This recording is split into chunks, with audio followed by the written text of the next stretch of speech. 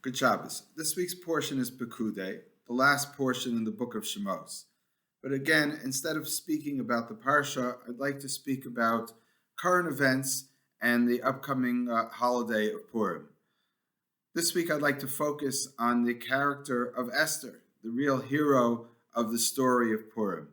And I want to make somewhat of a comparison between Esther, Nelson Mandela, and Vladimir Zelensky.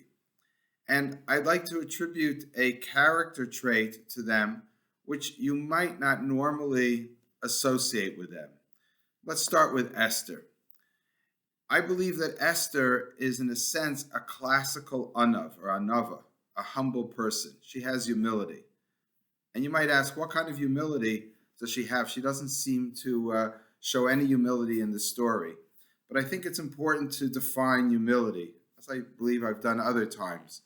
And that's best done with the person Moshe.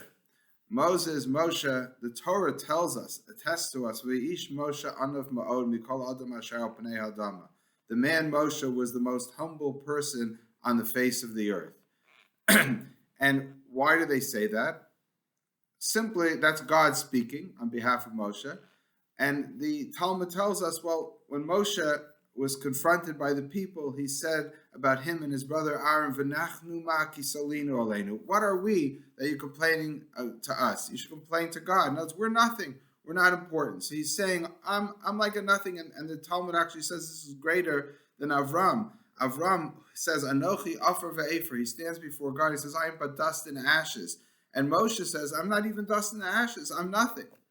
But as I like to point out, Moshe can't possibly think he's a nobody. Moshe is, the Torah tells us, and he writes it himself, he's the most humble person. The end of the Torah, according to simple tradition, he wrote himself. There was no prophet ever to rise again in the world like Moshe Rabbeinu. He goes up to God on Mount Sinai. He gives the Jews the Torah. He just performed all of these great miracles in Egypt, the splitting of the sea. There's nobody who would fool themselves to think that they're nobody if they were a Moshe. And even his inability to speak that he claims in the beginning of his discussion with God doesn't seem to hold true because he has a lot of speaking parts as you read through the Torah. So what does it mean that Moshe is humble? I think it's very simple and we probably all understand it. Humility is not false humility. It's not saying I'm a nobody. That doesn't mean anything.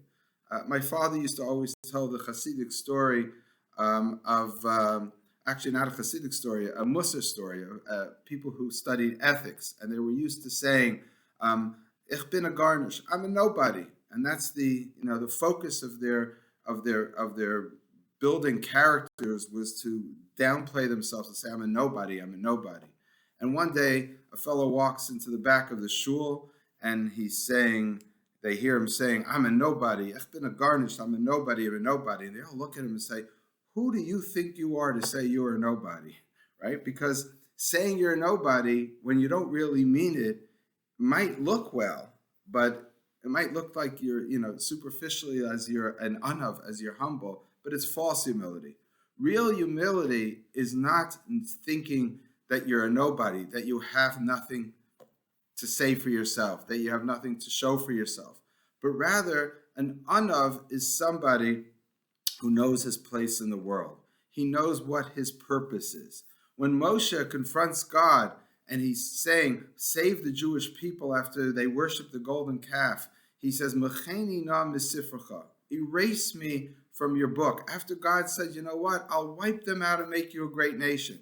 Moshe says, that's not my goal. My goal is not to be a great nation. My goal is perhaps, again, not to be the great prophet. I am a great prophet. I speak to God, but I speak on behalf of the Jewish people. I have a purpose in this world. I stand for something other than myself. I stand for saving the Jewish people. I stand for being a conduit for God's word here on earth. And when he first comes out from the house of Paro, and he goes out to his brothers, he's willing to kill an Egyptian and put himself in tremendous danger and mortal danger because he feels that's the right thing to do. You do the right thing no matter what. That's what humility is. Why? Because it's not about you. It's not about me. It's about God. It's about my community. It's about the Jewish people. It's about saving the world. It's about ideas and principles which far surpass the smallness of myself and my place in the world, even though on this temporarily I seem to be so important, but that's not what the purpose of life really is. Now let's go back to Esther. Esther, when she's first told to Mordecai, go plead with the king, she's afraid. She says, no, what's going to happen to me? She was worried about herself. Here she is. She's the queen of Persia. She has everything in the world she needs. She's as safe as you could possibly be, and in a position of authority that no other woman probably would have in the Persian Empire. And she says, I'm afraid I might die. And then Mordecai insists, no, you have to go. That's what you're there for, he tells her. He says, if not you, it will be somebody else. In other words, it's not about you. It's about the job that you have, that God put you there for a purpose. And then she says, okay, I will go in. Let's fast for 3 days. And then she says, I'll go in kasher, avadati, avadati. If I perish, so I will perish. And then as the story progresses, the next time she goes to plead for the Jews, you don't see her praying and fasting. I'm not saying she didn't, but that's not what the Megillah tells us. Because then she has a confidence. She's saying, it doesn't matter anymore. I'm doing what I have to do. I'm no longer afraid. I'm working for a larger cause. That's what humility is. Humility is not to be self-centered, very simply. The opposite of what I mentioned the other week about the Haman figure in the Megillah. And I think it's obvious now when you think about the other figures I mentioned. Nelson Mandela is just someone who comes to mind, who sat in prison, I believe, for 27 years. And his purpose when he came out was not to take power, I believe. I can't say I have an intimate knowledge of how his mind worked, but he didn't seem to be looking for power. He didn't seem to look to he didn't want to take revenge against the people, but rather he was there to fight for his nation, to fight for his people. And he did what he felt was necessary, and he sat for 27 years waiting for that opportunity, and he's going to do what's right. And I believe he was a humble person. And what we saw this past week with President Zelensky in Ukraine is very similar to these ideas. He's someone, he could have lived a nice life. He was an actor. He was successful. I don't know what drove him to want to be president. Maybe it was somewhat of an ego. But at the end of the day, when the Russians are surrounding Ukraine and he's offered safe haven by the Americans, he says, I don't want to ride, I want ammunition. And he's ready to give up his life, and he might end up giving up his life for a cause which he feels is greater than just his own survival.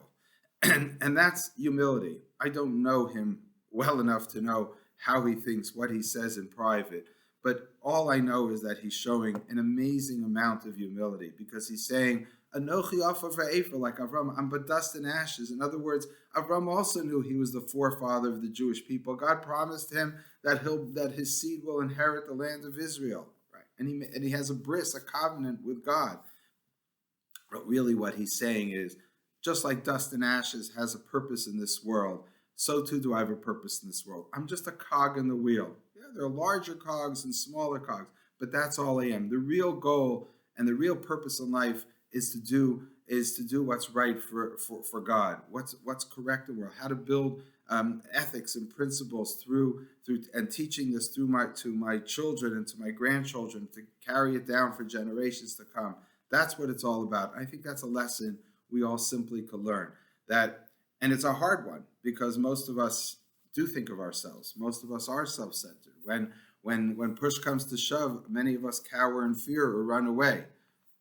Not judging anyone for that. All I'm saying is the higher level to attain to is one of humility, where it's not self-centeredness. It's to be like the Esther and say, Kasher avadati avadati, as if I perish, I perish, but I have a job to do. I have a purpose in life, and that purpose is much larger than myself. Good Shabbos.